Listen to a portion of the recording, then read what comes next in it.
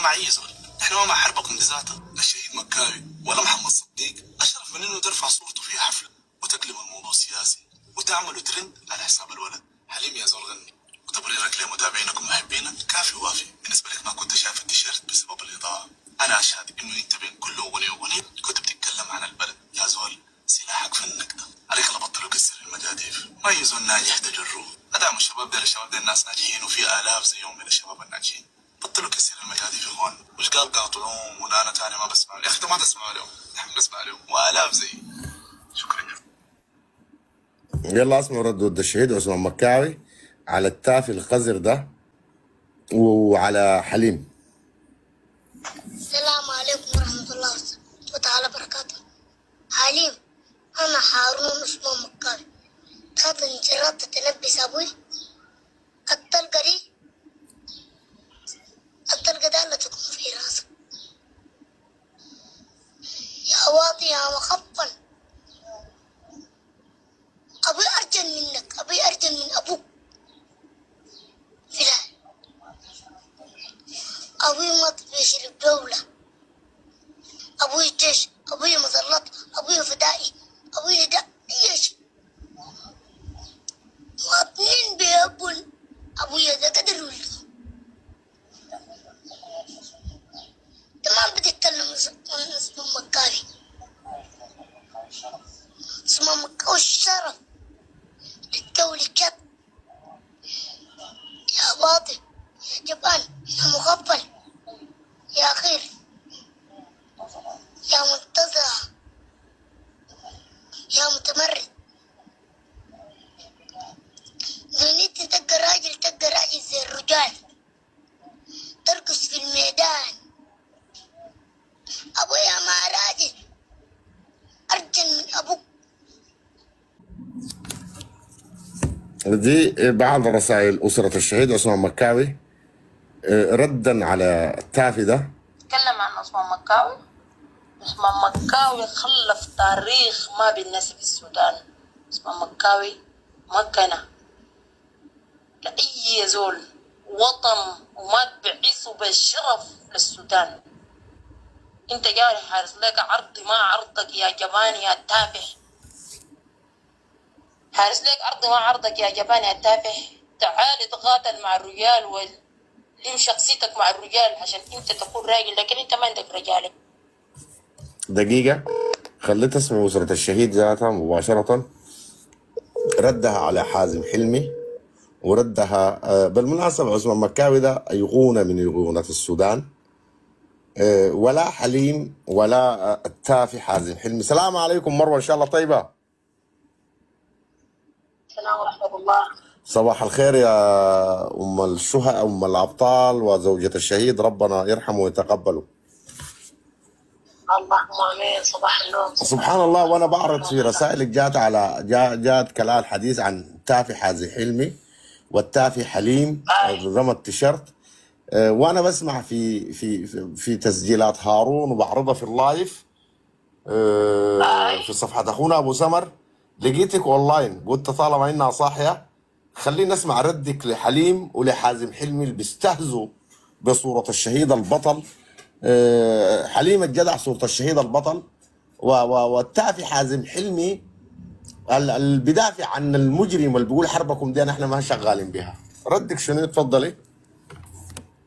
ولا احنا وجهيا كده ما شغالين بالاشخاص. الاشخاص القلوب والصغار دي احنا ما شغالين بها. انا قلت له عثمان مكاوي راجل وارجل من ابوه. عثمان مكاوي بقدر بقيت في الميدان. انت وين بتدافع عن وطن الناس؟ جاري وطن ما وطن الجاري لا. السودان قلت له بتحرم عليك، وثاني يوم اتجرحت انه جدعت حاجه بتغص عثمان مكاوي وقلت له انت دمك في الارض ما ينقي.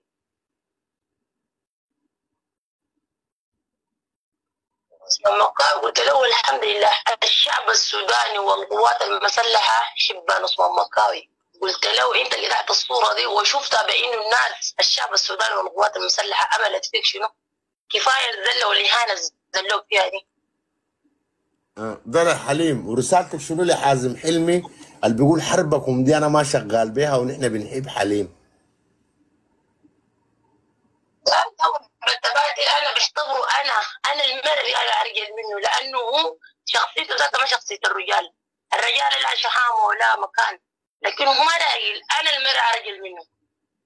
بيمثل عامل زي المرأة وعامل نفسه زي المرأة ومتقلبط له ومعروف بكلام ولا شنو، ودار يتكلم على الفاضي له عشان يجيب في حرب. انا بنقول للجيش السوداني ما مقصر، تاني مو محتاجين لزول، والشعب ما مقصر، تاني ما فاقدين انه الواحد ما بيأثر فينا.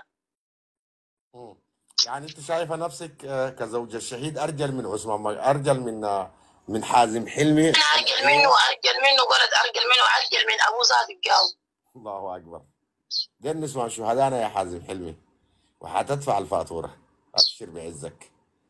قسما بالله زملاء عثمان مكاوي كان جيت السودان ده كان ما بلوك شنبي ده حلقه. ودي رساله دمه في العرض ما بنقد. السودان تاني يحلم به بالشاشه بس يشوفه اللي هو قبله. ودي رساله من زوجة الشهيد قالت لك يا ود يا حليوه انا ارجل منك يا حازم حلمي. اقطعوها ووصليها له. قالت لك انا ارجل منك، فعلا انت ما راجل، وشك ما بيشبه الرجال، الحرب ده حرب الرجال. الرجال كل الرجال بيخش الميدان، الرجال بيخش الميدان بيدافعوا عن ارضهم وعن وطنهم. وينهم؟ قاعد له في ارض ما ارضه، قول لي انت ضايعين لك عمارات بتترقص عليهم وتتفوضق عليهم هناك، انت فرحان بروحك؟ عز نفسك بشرفك وبعزك، ما تعز نفسك ببلد ما بلدك. وذاته لما يبقى سوداني او ذاته في رقبته حازم حلمي بعد ذاك يجي يتكلم على حرب. والله لما تكون انت سوداني اصيل حتى انا اتخش من خساره ذاتها انا منطقك، لانه انت ما سوداني وما مؤصل ولا عندك ارض ولا عندك وطنيه. يلا الرساله لك يا حازم حلمي، يا ما راجل يا باطل. الحرب دي حرب الرجال وخدوها الرجال. اشباه الرجال زيك ما بيعرفوا الجرائم والانتهاكات اللي بمر بها الشعب السوداني، لا بعرفوا شنو اغتصاب نساء. ما انت ذاتك جزء من الدعم السريع اللي بيغتصب النساء، انت ذاتك قاعد تصور المرأة السودانية وقاعد تستغلها وتستغل شكلك ده، او تجيب بنات الناس تصورهم وتنشرهم افلام اباحية. انت ذاتك زول استغلالي وبتنهك عرض الشعب السوداني زيك وزي الجنجبيل. الحرب دي حرب الرجال، ولا كنت انت سوداني جد من ظهر سوداني ما كان بتقول كلامك ده.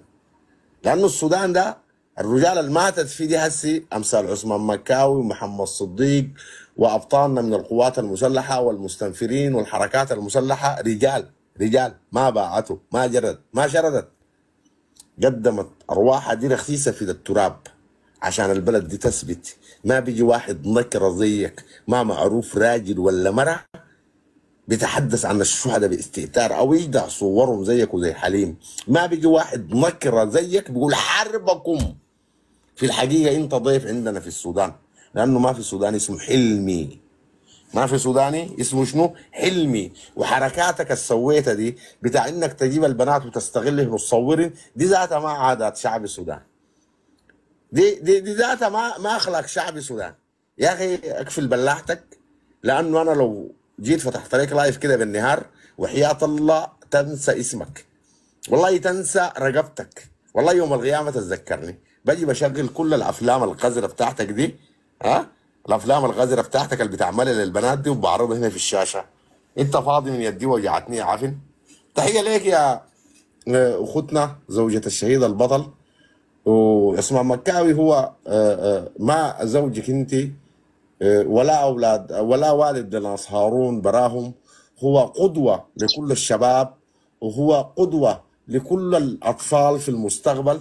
هو بطل ورمز من رموز الحرب دي، الحرب الوجودية على الشعب السوداني، وقيمته ما بيعرفوها أشباه الرجال، قيمته بيعرفها الشعب السوداني اللي انتفض كله مجرد ما جضعوا صورته.